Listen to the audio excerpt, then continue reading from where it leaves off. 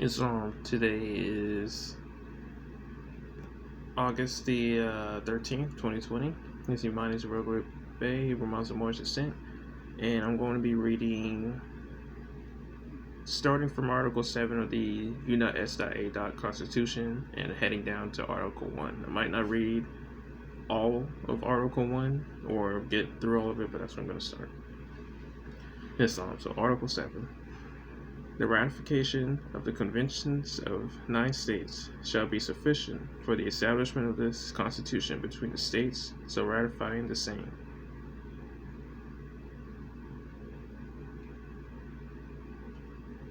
Article 6.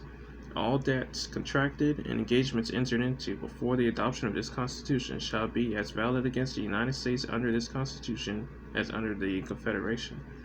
This Constitution and the laws of the United States which shall be made in the pursuance thereof, and all treaties made, or which shall be made, under the authority of the United States shall be the supreme law of the land. And the judges in every state shall be bound thereby. Anything in the Constitution or laws of any state to the contrary notwithstanding.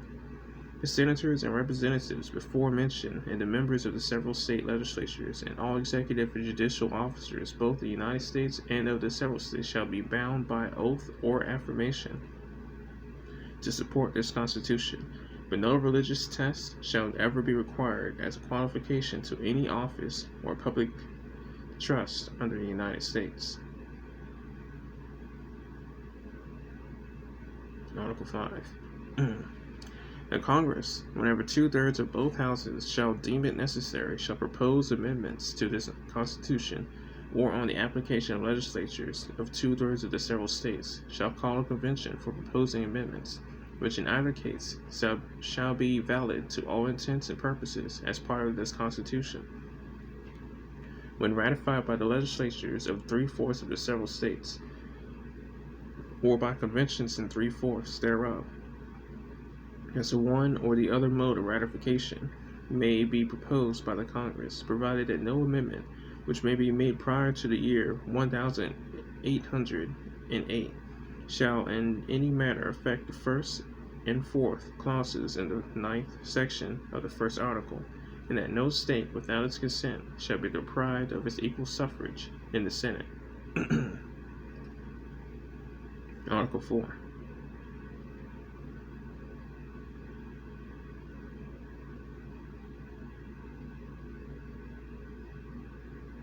Just 1 second.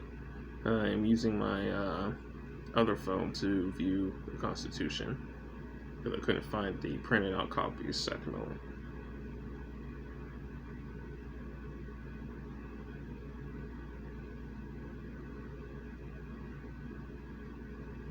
Alright, Article 4. Section 1. Full faith and credit shall be given in each state to the Republic acts, records, and judicial proceedings of every other state, and the Congress may, by general laws, prescribe the manner in which such acts, records, and proceedings shall be proved, and the effects thereof. Section 2. The citizens of each state shall be entitled to all privileges and immunities of citizens in the several states. A person charged in any state with treason, felony, or other crime, who shall flee from justice and be found in another state, shall, on demand on the executive authority of the state from which he fled, be delivered up to be removed to the state having jurisdiction of the crime. No person held to service or labor in one state under the laws thereof, escaping into another, shall, in consequence of any law or regulation therein, be discharged from such service or labor, but shall be delivered up on claim of the party to whom such service or labor may be due. Section 3. New states shall be admitted by the Congress into this Union, but no new state shall be formed or erected within the jurisdiction of any other state, nor any state be formed by the junction of 2 or more states, or parts of states, without the consent of the legislatures of the states concerned, as well as of the Congress. The Congress shall have power to dispose of and make all needful rules and regulations respecting the territory or other property belonging to the United States, and nothing in the Constitution shall be so construed as to prejudice any claims of the United States or of any particular state. Section 4. The United States shall guarantee to every state in this Union a republican form of government, and shall protect each of them against invasion, and on the application of the legislature or of the executive, when the legislature cannot be convened, against domestic violence. Article 3, it's loading up. Section 1. One second. Section 1. The judicial power of the United States shall be vested in one Supreme Court, and in such inferior courts as the Congress may from time to time ordain and establish. The judges, both of the Supreme and inferior courts, shall hold their offices during good behavior, and shall at stated times receive for their services a compensation which shall not be diminished during their continuance in office. Section 2. The judicial power shall extend to all cases in law and equity arising under this Constitution, the laws of the United States and treaties made or which shall be made under their authority, to all cases affecting ambassadors, other public ministers, and consuls, to all cases of admiralty and maritime jurisdiction, to controversies to which the United States shall be a party, to controversies between two or more states, between a state and citizens of another state, between citizens of different states, between citizens of the same state claiming lands under grants of different states, and between a state or the citizen thereof and foreign states, citizens or subjects. In all cases affecting ambassadors, other public ministers, and consuls, and those in which a state shall be a party, the Supreme Court shall have original jurisdiction. In all the other cases before mentioned, the Supreme Court shall have appellate jurisdiction, both as to law and fact, with such exceptions and under such regulation as the Congress shall make. The trial of all crimes, except in cases of impeachment, shall be by jury, and such trial shall be held in the state where the said crime shall have been committed. But when not committed within any state, the trial shall be at such place or places, as the Congress may by law have directed. Section 3. Treason against the United States shall consist only of levying war against them, or in the adhering to their enemies, giving them aid and comfort. No person shall be convicted of treason unless on the testimony of two witnesses to the same overt act, or on the confession in open court. The Congress shall have power to declare the punishment of treason, but no attainder of treason shall work corruption of blood or forfeiture except during the life of the person attainted. Article 2. Section 1. The executive power shall be vested in the President of the United States of America. He shall hold his office during the term of 4 years, and together with the Vice President chosen for the same term, be elected as follows. Each state shall appoint in such manner as the legislature thereof may direct the number of electors, equal to the whole number of senators and representatives to which the state may be entitled in the Congress. But no senator or representative or person holding an office of trust or profit under the United States shall be appointed an elector. The electors shall meet in their respective states and vote by ballot for 2 persons, of whom one at least shall not be an inhabitant of the same state with themselves, and they shall make a list of all the persons voted for, and of the number of votes for each, which list they shall sign and certify, and transmit sealed to the seat of government of the United States, directed to the President of the Senate. The President of the Senate shall, in the presence of the Senate and House and Representatives, open all the certificates, and the votes shall then be counted. The person having the greatest number of votes shall be the President, and such number be a majority of the whole number of electors appointed, and there be more than one who have such majority and have an equal number of votes. Then the houses of representatives shall immediately choose by ballot one of them for president. And if no person have a majority, then form the 5 highest on the list. The said house shall be like a manner choose the president. Shall in like manner choose the president. But in choosing the president, the votes shall be taken by states, the representation from each state having 1 vote. A quorum for this purpose shall consist of a member or members from 2/3 of the states, and the majority of all the states shall be necessary to a choice.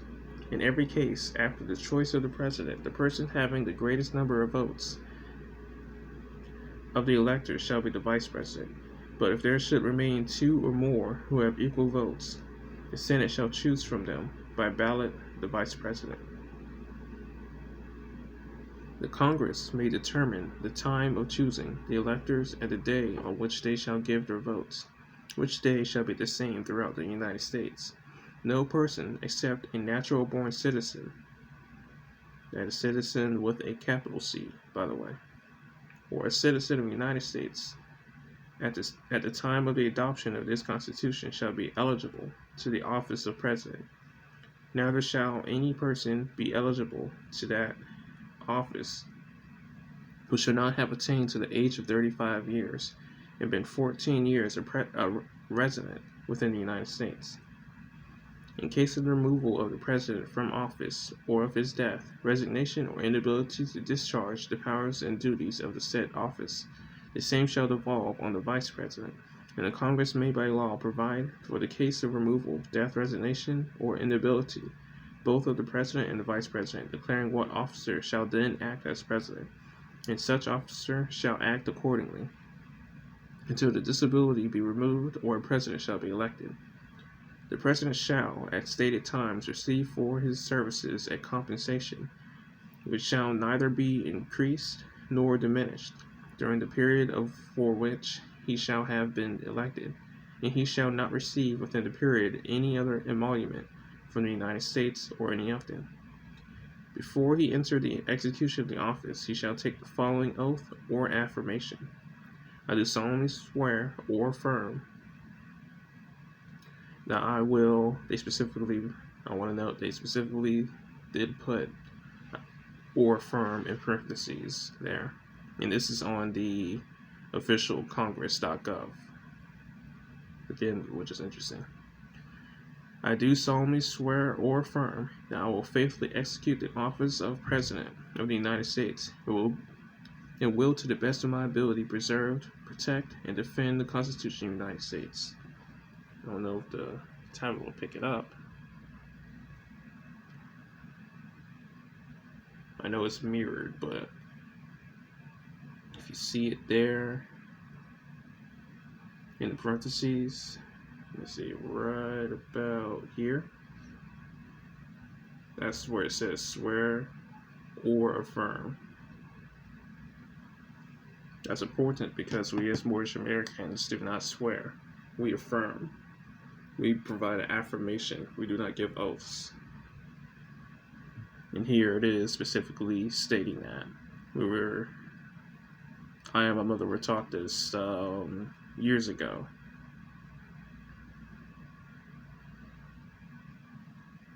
Alright, now back to where I was. Alright, I do solemnly swear or affirm that I will faithfully execute the office of President of the United States and will, to the best of my ability, preserve, protect, and defend the Constitution of the United States. Section 2. The President shall be Commander in Chief of the Army and Navy of the United States, of the militia of the several states, when called into the actual service of the United States. He may require the opinion and writing of the principal officer in each of the executive departments upon any subject relating to the duties of their respective offices, and he shall have power to grant reprieves and pardons for offenses against the United States except in cases of impeachment.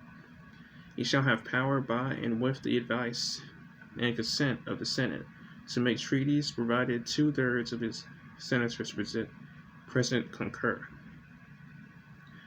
And he shall nominate and by and by and with the advice and consent of the Senate, shall appoint ambassadors, other public ministers and consuls, judges of the Supreme Court, and all other officers of the United States, whose appointments are not herein otherwise provided for, which shall be established by law. But the Congress may, by law, vest the appointment of such inferior officers as they think proper, and the President alone, in the courts of the law, or in the heads of the department. The President shall have power to fill up all vacancies that may happen during the recess of the Senate by granting commission, which shall expire at the end of their next session. All right, Section 3. Before I read Section 3, I also want to note and mention that before when I had mentioned that when I was speaking about that the president can only be chosen by a natural born citizen, and had citizen and a capital C. That capital C is different from a lower C citizen. A capital C citizen is, as it was stated before, a natural born citizen, or those who have been naturalized.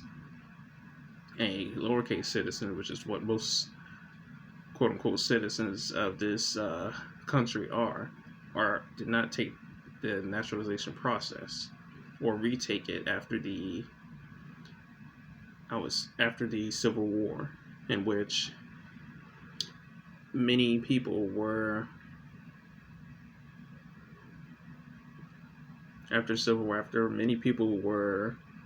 outside of the national government because they have quote-unquote seceded from the Union, which they technically could not do. That's all.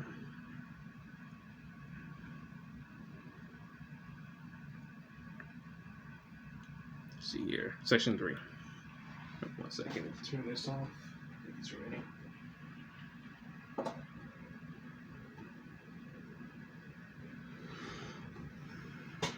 He shall from time to time give to the Congress information of the state of the Union and recommendation to their consideration such measures as he shall judge necessary and expedient he may. On extraordinary occasions convene both houses or either of them, and in the case of disagreement between them, and with respect to the time of adjournment, he may adjourn them to such time as he shall think proper. He shall receive ambassadors and other public ministers. He shall take care that the laws be faithfully executed, and shall commission all the officers of the United States. I find it interesting that where it says, again, this is on this